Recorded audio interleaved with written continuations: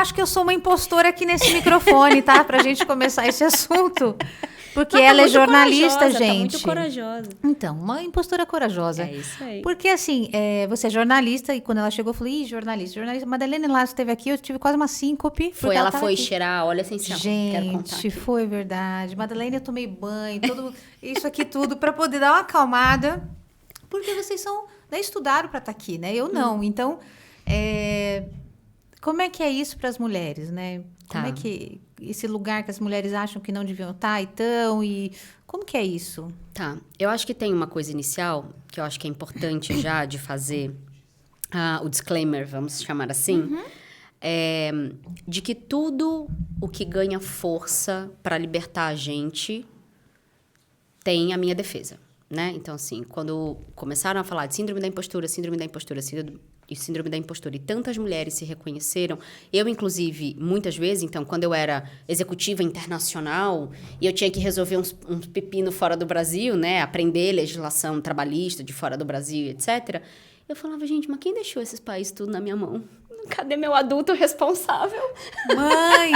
Eu queria entregar para alguém. Eu falava, meu Deus, sou eu que tenho que decidir esse budget de 25 milhões de dólares para 9 países, assim, sabe?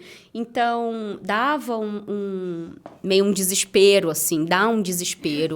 E essa coisa muito da gente se questionar. Então, o termo, né, e tudo que tem um nome que ganha força e que pretende libertar a gente, tem que acontecer mesmo, tem que avançar. Só que eu comecei a perceber uma coisa na clínica, né? Eu cuido de mulheres há muitos anos, coletivamente e individualmente. E eu comecei a perceber uma coisa que, sob o manto da síndrome da impostora, muitas mulheres esticavam a corda e pifavam. É quando a gente chega no burnout, né? No nível mais intenso do burnout, vamos chamar assim, no 5º, 6º nível. Então, você fala assim, não, porque fica com aquela coisa do, não, isso aqui é síndrome da impostura, eu preciso fazer, eu preciso pegar. Não, isso aqui é síndrome da impostura, eu não tô querendo fazer porque tem um livro, não tem em português, ele é em espanhol, que chama El Patriarca Interior, que é essa voz que a gente ouve, como se tivesse mesmo um homem, né, a serviço desse patriarca dentro da nossa cabeça, dizendo, isso é feio, isso é bonito, isso é certo, isso é errado, isso é limpo, isso é sujo. Isso é bom para você, isso não é bom para você. Que vem desse pensamento religioso um pouco mais determinista nesse aspecto. E eu tô falando especificamente de religiões dogmáticas, tá? E aí eu comecei a ver, cuidando de mulheres, que esse pensamento da síndrome da impostura começou a empurrar a gente para um lugar que eu chamei de opressão invertida. Porque, ultimamente, parece que também a gente só tem valor se a gente estiver numa posição de conselho de administração de uma empresa global.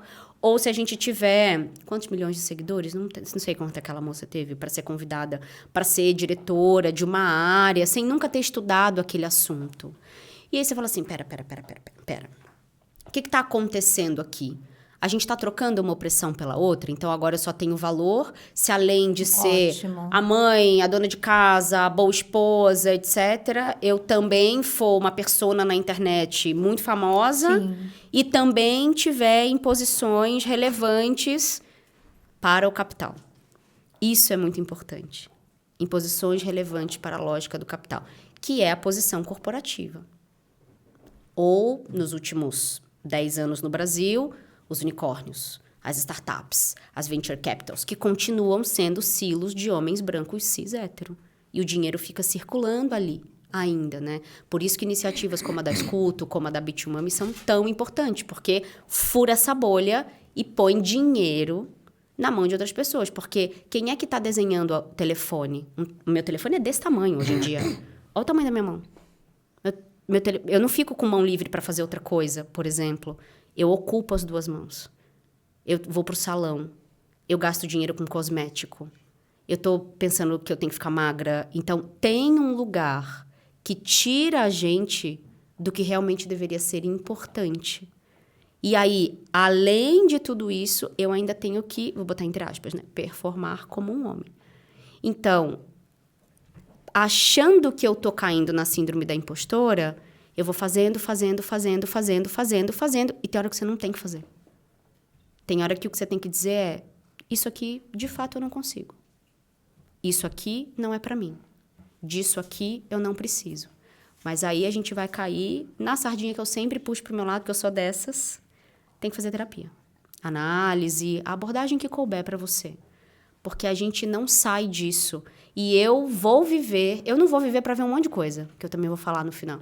Mas eu vou viver para ver as pessoas sentindo vergonha de não fazerem terapia. Que era coisa de doido, né? Até 10 anos atrás, era coisa de doido. Falava assim, então, fulano tá fazendo terapia. Sim. Agora a gente chega aqui falando, nossa, descobri um problema ontem na terapia, você acredita? E isso, Sim. tudo que vai normalizando. Então, quando a gente normaliza conversas sobre os corpos diferentes, quando a gente normaliza conversas sobre sexualidade, sobre política, sobre religião, a gente normaliza e consegue conviver.